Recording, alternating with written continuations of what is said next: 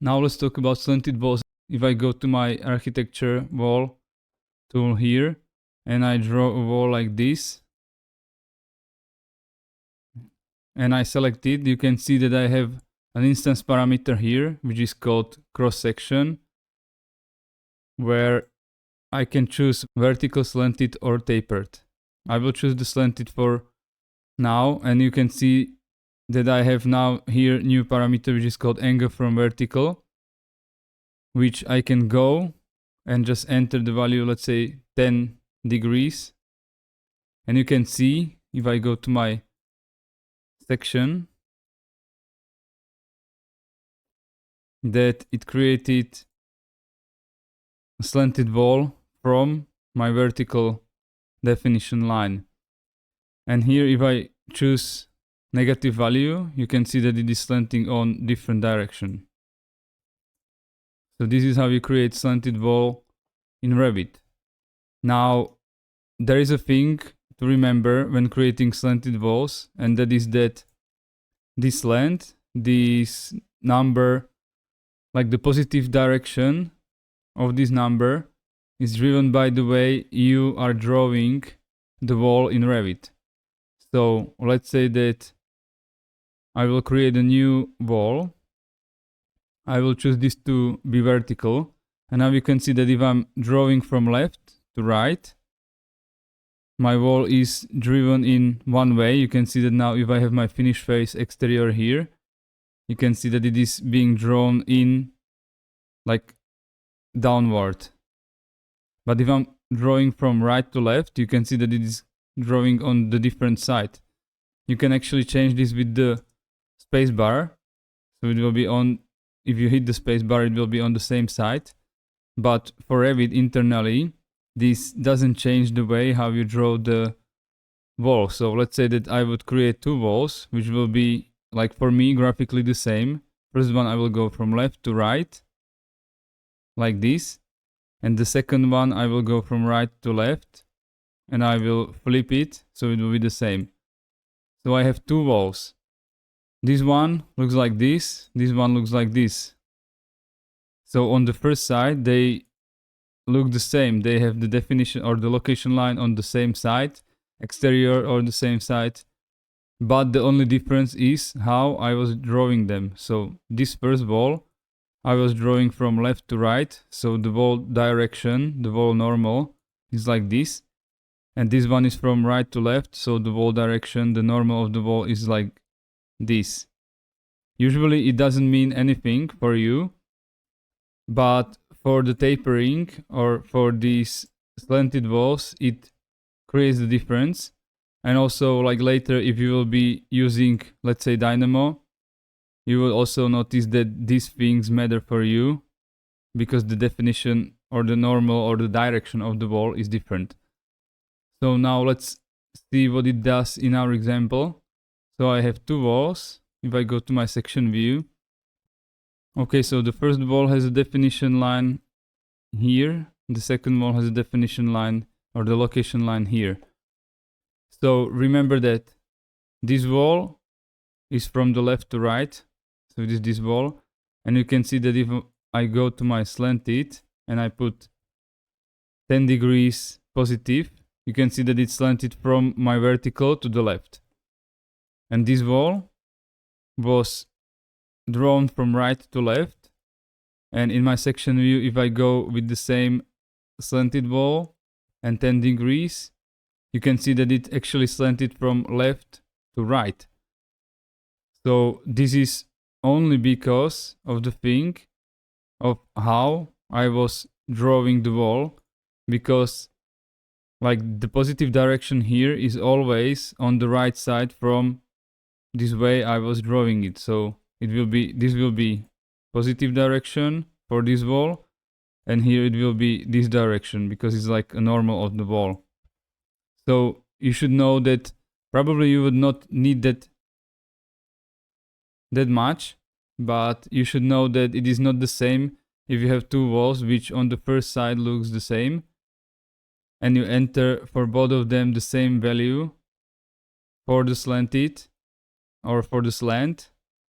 you can actually get different results. So the way how to like correct this is pretty easy. You just put here -10 degrees and that's it. So you are now slanting on the same side, but now you can see that it's plus and this is negative.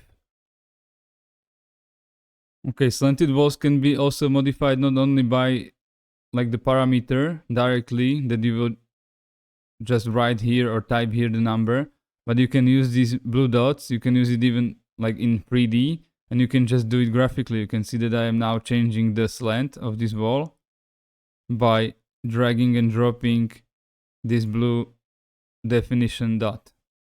Okay, the next thing here is that let's say that, okay, I have my wall.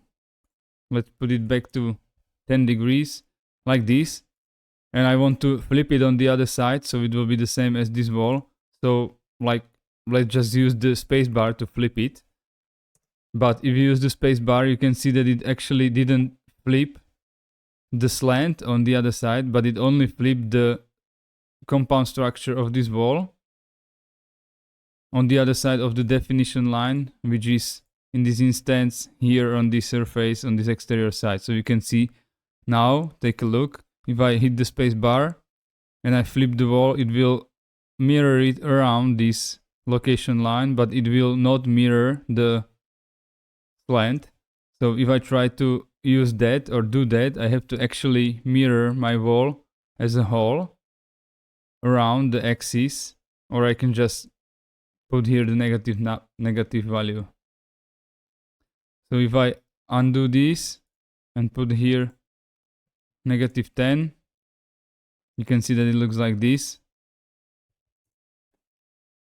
And if I mirror it, it looks like this. Difference is that when I am mirroring it, you can see that I am changing the definition line, and now if I hit the space bar, it is basically the same. So I will go back to 10 degrees and hit the space bar. The next thing with the slanted walls is the wall join. Let's imagine that I have created a wall like this. You can see in 3D, these are my two slanted walls, that they are joining nicely. Even if I flip it, if I try to change this to be slanting in different direction, you can see that it is joining in quite a nice way. Let's put it back to 10. So what if I say that I would try to use my wall joins tool and use a different type of wall join? You can see that here I can only choose the butt join.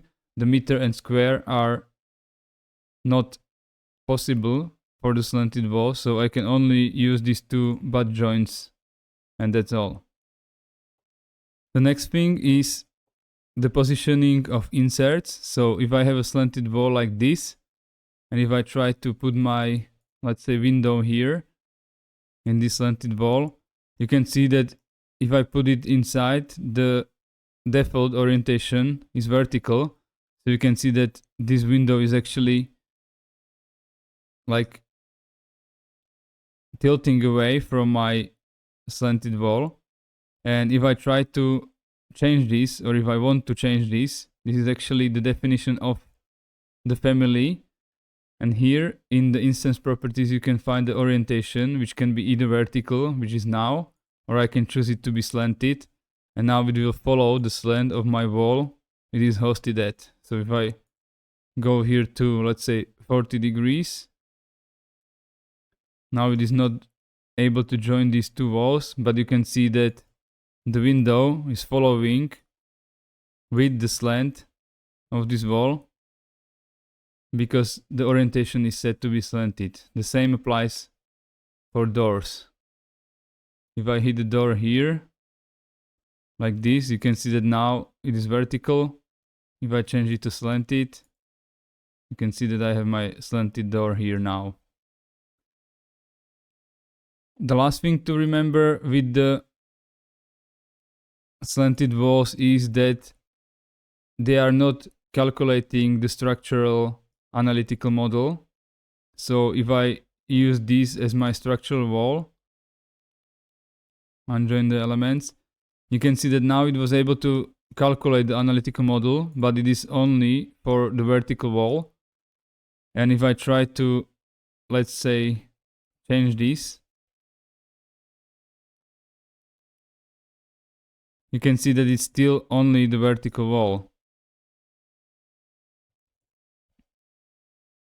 And if I try to undo the structural and redo the structural, you can see that I am still getting these unjoined elements. But now you can see that I get an error that cannot slant the wall with an analytical model. Please disable the analytical model first. So now I'm not even able to generate the analytical model. I would probably better show it on this one. You can see that now it has analytical model. If I do it again, I have to disable it. And now I'm not able to select it again. So only on the first instance it will create an analytical model, but it will be vertical. On the next tries, you can see that I'm not able to create analytical model. And this thing is the same for slanted walls, elliptical walls, and tapered walls.